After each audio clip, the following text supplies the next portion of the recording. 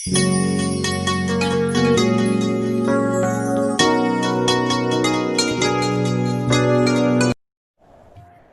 pagi anak-anak. Selamat pagi Bu Guru. Selamat pagi Bu Guru. Selamat pagi Bu. Selamat pagi Bu. Ya, bagaimana kabarnya hari ini? Baik Bu. Baik Bu. Baik Bu. Masih tetap semangat dalam belajar? Masih dong. Semangat. Sebelum kita mulai pembelajaran hari ini, kita berdoa dulu kepada Tuhan yang Maha Kuasa. Hari ini yang bertugas adalah Owen. Ya, silakan Owen pimpin doa untuk kita semua. Bu Guru dan teman-teman, marilah kita berdoa. Baik, terima kasih Owen. Ya, silakan ketikkan kata hadir pada kolom chat ya. Baik, sebelum kita masuk ke materi, mari kita persiapkan dulu fisik dan psikis kita dengan melakukan senam otak seperti biasanya. Tepuk tangan untuk kita semua. Baik, nih dari dua gambar yang tersedia di layar kamu masing-masing, apa yang dapat kamu amati dari gambar tersebut? Silakan dimulai dari gambar yang pertama. Ayo, siapa yang mau coba memberi tanggapannya? Gambar itu gambar kacang ercis, Bu. Kacang ercis, betul Rio. Kalau di Indonesia lebih dikenal dengan kacang kapri. Nama ilmiahnya adalah Pisum sativum. Baik, terima kasih Rio. Lalu menuju ke gambar 2, menunjukkan bahwa ternyata tanaman kacang kapri ini memiliki apa ini dari gambar kedua? Bunga. Variasi. Biji. Memiliki bunga, memiliki variasi, apalagi? Memiliki variasi warna. Variasi bentuk biji. Jumlah Batang. bunga. Kedudukan bunga. Kedudukan bunga, ada yang berada di aksial, ada juga yang berada di terminal. Selain itu juga dari tinggi batang pada tanaman itu. Nah, berarti menunjukkan tanaman kacang kapri ini memiliki banyak variasi sifat gitu ya, bermacam sifat pada satu macam jenis tumbuhan. Nah, berarti menunjukkan adanya penurunan sifat dari induknya. Ya, sifat yang berbeda-beda itu karena ada persilangan yang beragam. Jadi dengan induk yang pertama misalnya memiliki warna biji kuning, kemudian disilangkan dengan induk yang kedua memiliki warna biji hijau, nanti akan menghasilkan variasi keturunan yang mungkin sama dan juga mungkin berbeda. Nah, pada pembelajaran hari ini, materi pokoknya adalah hukum pewarisan sifat dengan submateri hukum Mendel dan monohibrid. Tujuannya apa saja? Yaitu jadi, sebelum kita membahas tentang hukum pewarisan sifat dan mekanisme persilangannya, yuk kita kenali dulu istilah-istilah yang sering digunakan dalam hereditas. Nah, di sini saya memberikan sebuah ilustrasi persilangan. Ini juga diambil dari sifat persilangan pada tanaman kacang kapri ya. Tanaman berbiji bulat disilangkan dengan tanaman berbiji keriput. Ternyata anakannya berbiji bulat. Nah, dalam sebuah persilangan pasti ada apa? Parental atau yang biasa diberi lambang huruf P. Ada induk, maka ada Anak. anak atau keturunan. Istilahnya dikenal dengan filial atau dilambangkan dengan huruf F ya. Ada yang bisa memberi contoh lain dari fenotipe? Selain dari biji bentuknya bulat, biji bentuknya keriput, silakan. Saya Bu, ke Clarsing. Ya, silakan. Ya, Claire. Kalau saya kasih contohnya pada manusia boleh juga ya Bu? Silakan. Fenotipe kan ciri-ciri yang tampak kan. Berarti kalau misalnya rambut lurus, rambut ikal, rambut keriting juga termasuk fenotipe kan Bu? Iya, betul. sampai di sini bisa memahami untuk istilah-istilah ini? Saya ingin bertanya, Bu. Silakan Vivia. Itu yang gamet tandanya itu di bagian B sama bagian B besar sama B kecil. Sementara alelnya itu juga mengarah ke B besar, B kecil. Bedanya apa ya? Iya, ayo, pasti Vivia lupa ya. Gamet itu adalah sel kelamin. Namanya sebuah proses perkawinan pasti terjadi peleburan apa? Sperma dengan ovum kan, terjadi peleburan sel kelamin. Nah, dari sel kelamin itu membawa gen yang bersifat haploid. Nah, gen-gen yang bersifat haploid ini anggota-anggota penyusunnya adalah disebut dengan alel. Begitu, Vivia. Bagaimana? Ya, saya paham, Bu. Oke, baik. Kita lanjutkan.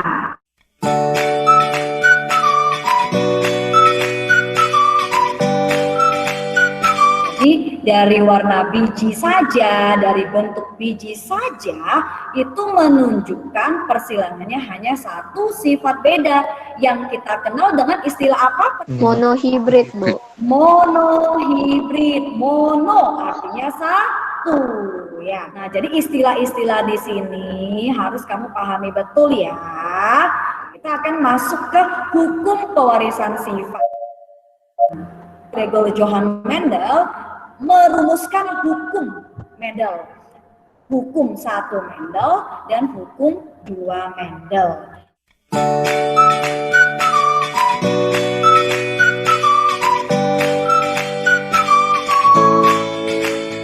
Itu konsep hukum Mendel ya. Coba perhatikan dua gambar persilangan ini ya. Nah, gambar 1, gambar 2. Apa bedanya?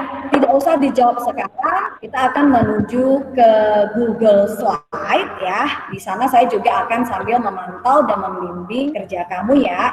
Sekarang kamu menuju ke Google Classroom untuk mengklik link dari kelompok masing-masing. Sekarang para siswa sedang melakukan diskusi kelompok pada fitur Google Slide di kelompoknya masing-masing untuk menyelesaikan LKPD yang diberikan. Di sini adalah kegiatan diskusi pada kelompok 1.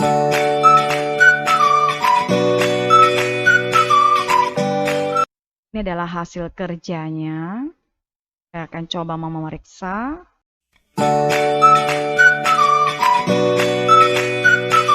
Menuju ke kelompok 2.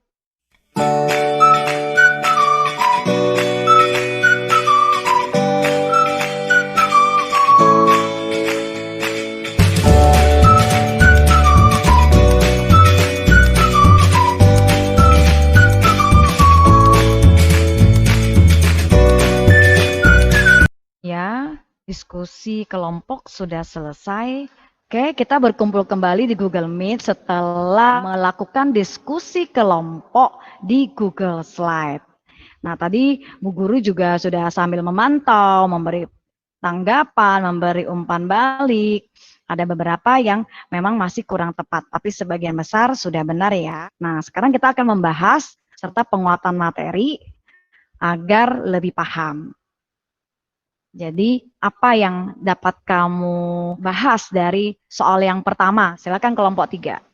Oke, jadi tadi sebenarnya kelompok kami salah menjawab untuk soal yang pertama karena kami tidak lihat bahwa hasil keturunannya kan berwarna merah.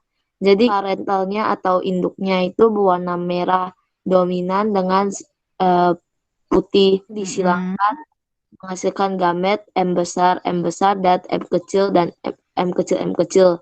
Ternyata dalam soalnya itu disebutkan bahwa hasil dari keturunannya itu merah. Iya, betul. Jadi saya ulangi ya, Nak ya. Jadi tadi kelompok 3 sudah menyadari kekeliruan dalam mencermati dan memahami soal ya, Nak ya. Nah, jadi dalam soal itu ada kata kunci bahwa persilangan tanaman berbunga warna merah dengan warna putih tertulis di dalam soal semua keturunan pertamanya berwarna merah. Nah, tampak seperti pada gambar ini. Berarti kelompok 3, hipotesis apa yang bisa kamu tarik untuk persoalan yang pertama ini. Apakah persilangan monohibrid ini bersifat dominansi penuh atau bersifat dominansi tak penuh? Nah, kelompok 3, silakan. Dominansi penuh, Bu.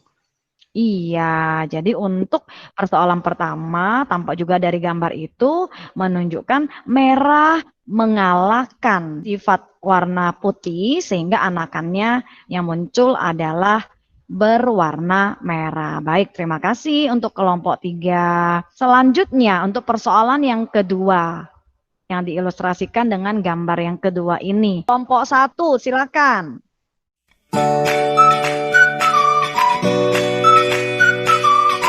Pada saat Bu Guru melihat aktivitas kerja kalian di Google Slides untuk persoalan yang kedua semuanya sudah benar. Kelompok mana yang mau mencoba mempresentasikannya untuk persoalan yang ini? Kelompok 6 mau coba?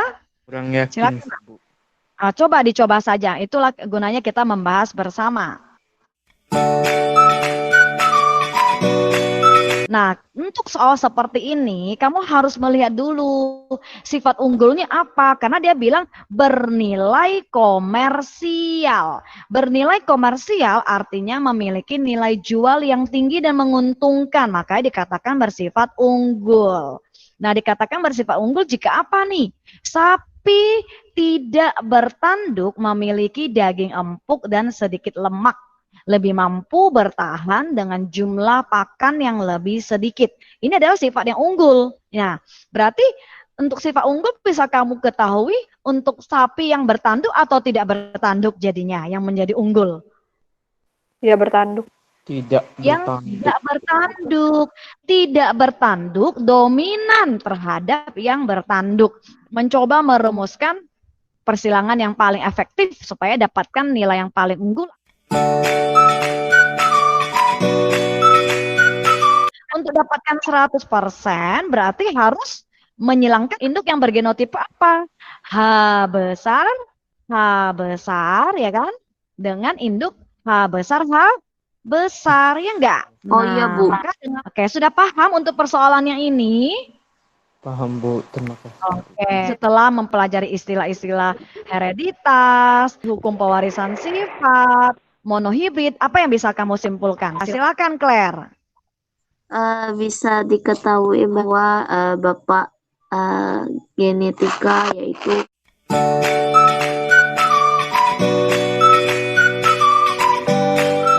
Baik, jadi untuk pembelajaran hari ini bisa dipahami, Nak? Bisa, Bu. Bisa, Bu.